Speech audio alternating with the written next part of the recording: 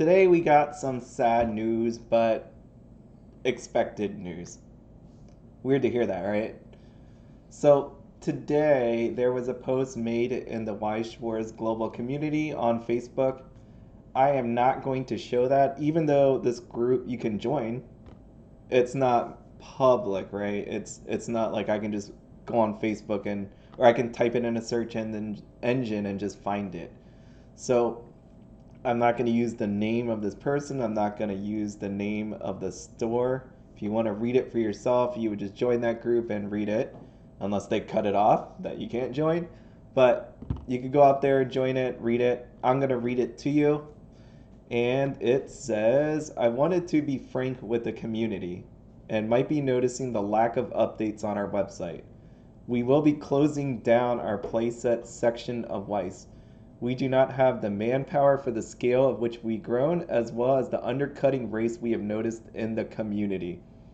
After discussing with the owner, we will be continuing to run cases at normal prices for the time being.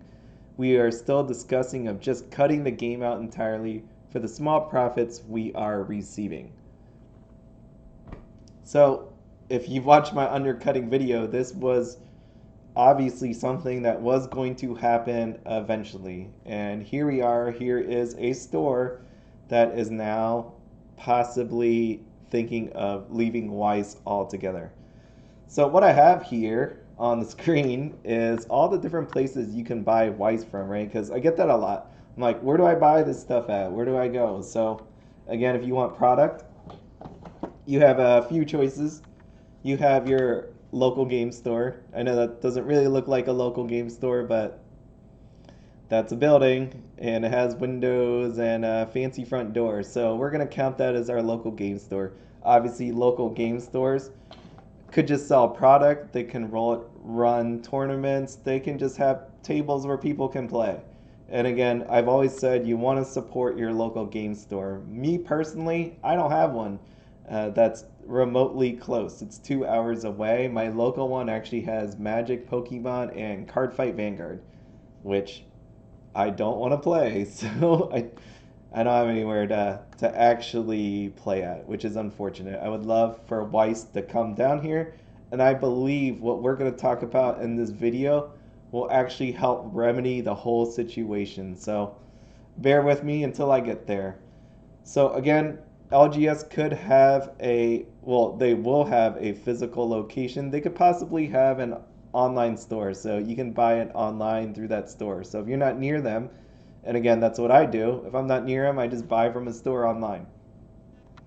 You can also buy online from people that don't have a physical location but are actually stores. Like they're an online store, but they just don't have a place. They don't have a local game store that you can visit. So again, that's an actual store. They do pay taxes and all that. Our third option here is our backpack sellers. Doesn't it calm you down a little when you see the smiley face people? Not people, but you know, the notebook, the ruler, the apple. As I said that, I think it'd be a little disconcerting if I ate my apple and I had a smiley face on. That would just be really scary. So you got your backpack sellers that potentially don't pay taxes at all. They're just running their shop or selling stuff from their home, and undercutting the LGS online store. And lastly, you have people buying from distributors, which for a while there I didn't think was a real thing, but yeah, it's a real thing. So you can buy from distributors, and that's where we have here. So the problem with this, for anybody that doesn't know, is again undercutting. So the typical price that you'd find from a local game store is potentially like $65 all the way up to, I've heard 100 before. That seems really excessive, but let's just go with 80, right? You have that 80, you might have taxes that you have to pay on even on top of that. You have online sellers, like pure online. They don't have a physical store. I know they're around 60s, in the 60s, let's say 60, 65 to 75. And then you have the backpack sellers. So we've definitely been seeing them show up in the 50s to 60s. And then you have distributors which could sell in the low 50s, maybe even 40s, high 40s to 50s. So you see the problem with that, right? Like you have a game store that pays overhead. They pay electricity, they pay building, they pay for employees. You gotta do all that.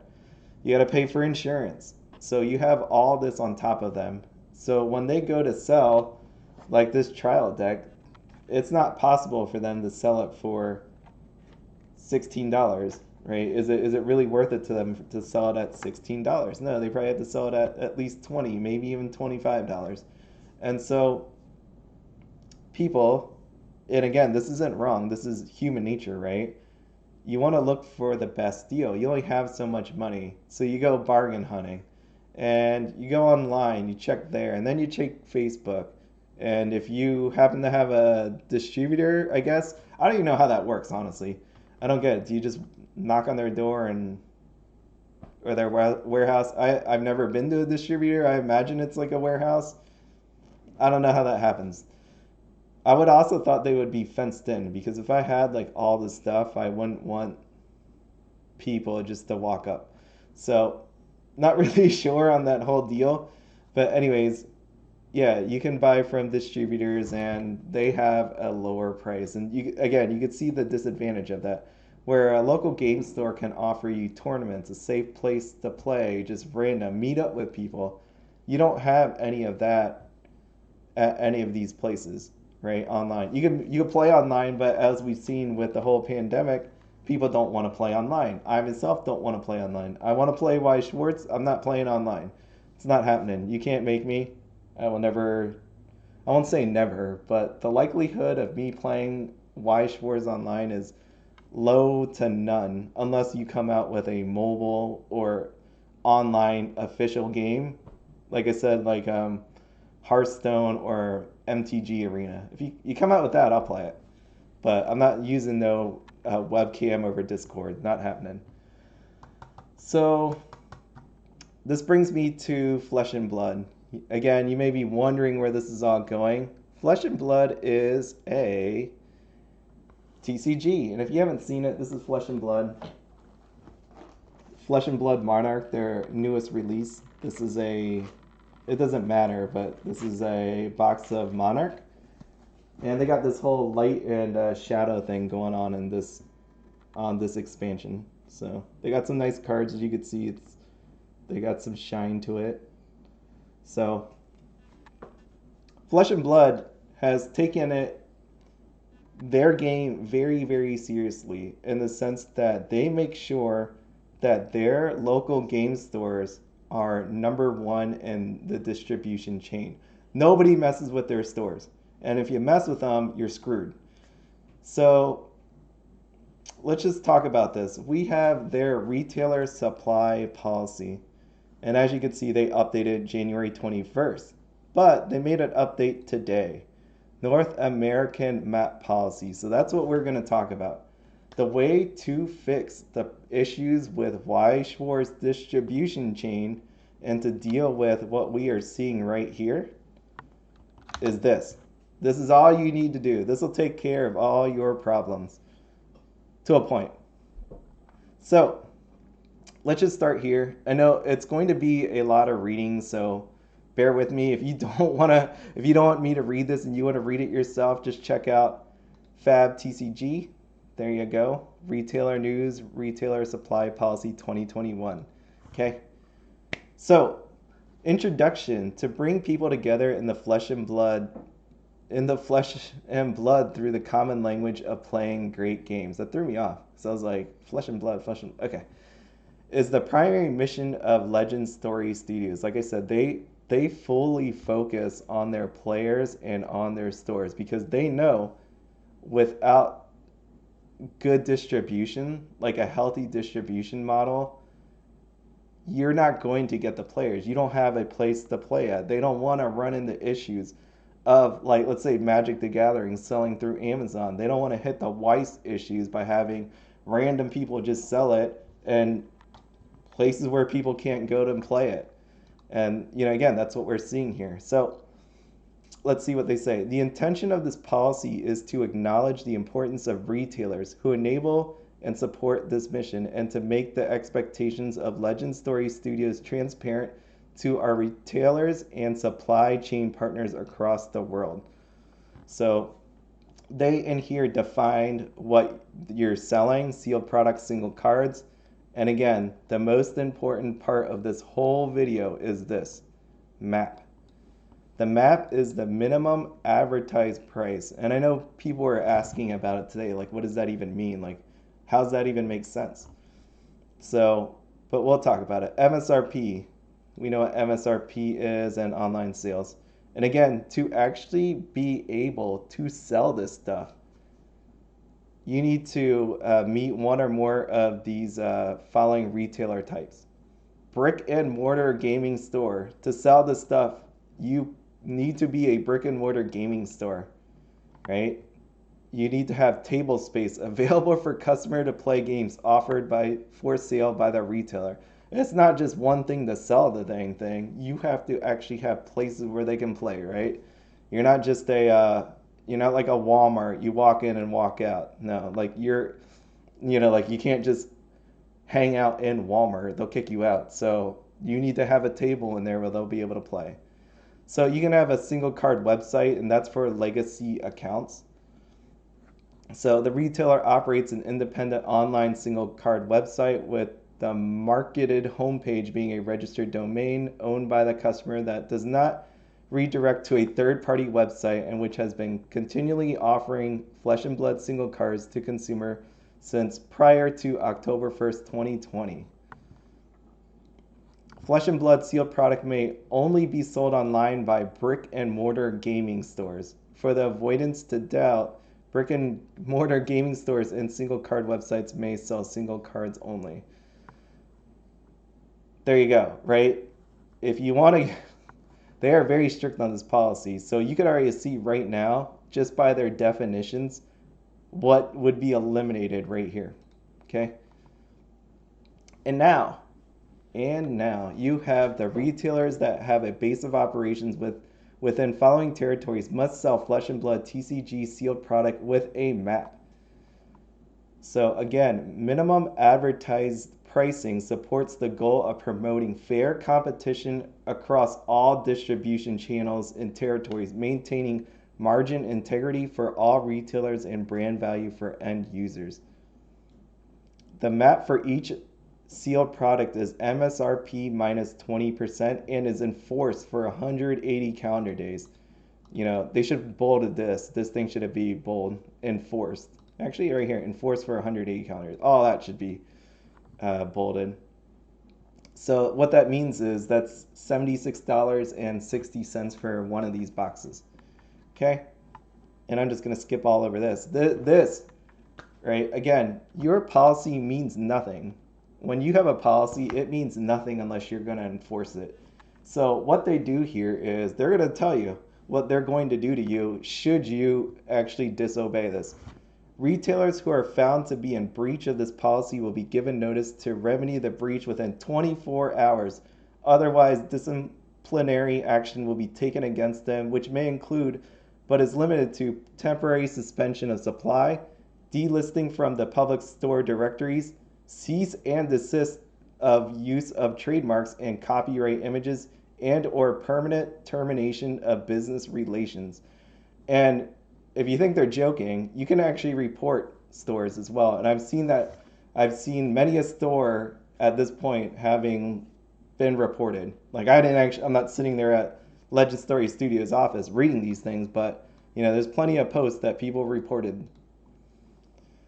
So this brings us to today. Right, again, like I said, Flesh and Blood Monarch came out. They're on the unlimited versions of the product. And the unlimited versions have been, let's say, bouncing around all different kinds of prices. And again, if you don't understand what mapping does, it prevents the undercutting of product, right? It maintains that this product needs to be a certain value. Again, that protects the players, right? You're ensured that this product is worth a certain amount. You also have stores then that don't have to worry about competing against other stores. So again, it was 76.60. You don't have to worry about that guy over there selling it for 68.50 trying to get your people to buy from them. It's 76.60 and that's how it's going to be. Okay? So, let me just scroll to here we go. We just want to take this opportunity to remind stores that Legend Story Studios operates a minimum advertised price policy for all of its products sold in North America, with the price minimum set at 80%. You could almost see what this article is going to, right? It's going to say. And this is the important part. This is that wise part that I was telling you about here. We understand that it's hard work running a game store and supporting a community of players, and we have this policy in place to ensure that hard-working LGS owners are able to make a good return on stocking Flesh and Blood products. We want to thank all of our loyal retailers who are upholding the terms of the map, which we believe is in the best interest of the community. Supporting organized play takes considerable effort and investment by stores, and we are committed to ensuring that Flesh and Blood remains a product that can help LGS stay in business and remain as a critical place for players to both buy and play games. Wouldn't that be amazing if I just switched out all of these Flesh and Bloods with Weiss Schwarz in there? Wouldn't that just be amazing to hear? For this reason, we have been very disappointed to see several instances of stores breaching MAP on TCG Player and eBay over the last few days. We have been tracking this daily, and of the thousands of stores that are now stocking Flesh and Blood, fewer than 1% have been breaching this policy. We have been contacting stores both directly and via our distributors over the last 72 hours, and we have been pleased to see the number of breaches have more than halved in that time. However, and this is the most important part. Your policy means nothing unless you enforce this stuff. So, however, there remain several sellers on these platforms who are still in breach of MAP, predominantly stores with no gem account. From today, we are commencing the process of suspending supply to these stores via our distributors. One of the advantages of the partnership model that we have with our distributors is that we can execute on this very quickly, and we intend to do so in support of all the stores out there that continue to respect our MAP policy. We will also be reviewing our MAP policy in the coming days to ensure that it remains fit for purpose. So there you go, right? You could see from the definitions that was laid out, again, originally here on who could even sell this thing, and also the enforcement of the MAP, that they mean business. They're going to make sure their distribution channels are intact, that players can buy and have a place to play. A proper way to actually grow your community. Because again, what we're seeing with Weiss is, and I'm not saying it's wrong, you might be on a budget and you might want that card, so you're going to buy some, at a lower price. I'm not saying that's a bad thing. But again, when you consider the health of Weiss, where you have people searching for product, and I'm talking about new releases, I'm not talking about old, right? Let's focus on the new stuff. You have new people interested in this game that cannot find this freaking stuff anywhere. You don't have anywhere to play the game. And, you have people undercutting each other. And now you have a store that potentially is dropping Weiss altogether. There is nothing healthy about that at all. So you could see the advantages of it. You could also see the disadvantages, right? If I pump this thing up to 70, like this box here, for $75, you're going to be buying potentially less than that. Again, you might have bought 4 boxes before. Maybe you'll buy 3, maybe buy 2. Or that forces you into buying an actual play set. Because then stores will be actually able to create play sets, sell the sign cards, because there is this map. Now, you have a minimum price that you can sell this stuff for. Wow, it's amazing. I think it's amazing to see again. Like, people don't want to hear about what other card games do or what their communities are like. But again, I think that's horribly one-sided. If you take a look at Flesh and Blood and the model that they have set up for their community and for their stores, it is nothing short of amazing. Right? That is just, this doesn't exist when you look at Flesh and Blood. And you have a strong, growing community that has held, for the most part, like a pretty tremendous collector value, right? All TCGs are down, but at the same time, a box of Crucible of War that was $200 went up to 1,600, still about $1,000. That's pretty healthy, right? Like the up, the down, whatever, it didn't go all the way back down to 200. And you have huge amounts of people attending tournaments.